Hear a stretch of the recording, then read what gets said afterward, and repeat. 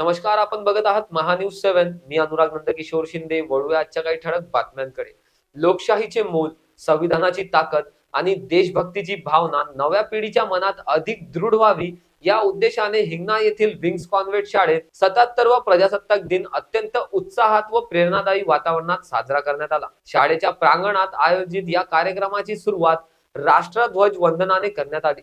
त्यानंतर विद्यार्थ्यांनी सादर केलेली देशभक्तीपर गीते व सामूहिक सांस्कृतिक नृत्य पाहून संपूर्ण वातावरण देशप्रेमाने भारावून गेले. विद्यार्थ्यांच्या सादरीकरणातून भारताच्या स्वातंत्र्याची किंमत व संविधानाने दिलेल्या मूल्यांची जाणीव ठळकपणे दिसून आली.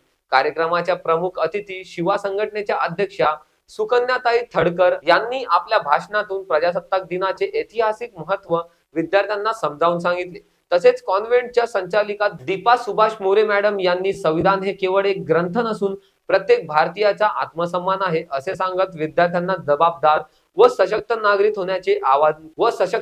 होण्याचे आवाहन केले. या कार्यक्रमाचे सूत्रसंचालन सोनाली मॅडम व लोहे मॅडम यांनी केले. यांच्या अथक परिश्रमामुळे कार्यक्रम यशस्वीपणे पार पडला. कार्यक्रमाच्या शेवटी विद्यार्थ्यांना खाऊ वाटप करून कार्यक्रमाची सांगता करण्यात आली. यावेळी स्वच्छला हरगोले, गुड्डी हुमने, वंदना मेश्राम, ग्रामवासी तसेच विद्यार्थ्यांचे पालक मोठ्या संख्येने उपस्थित होते. हिंगणावरून सागर पडोळे यांची रिपोर्ट, महान्यूज 7.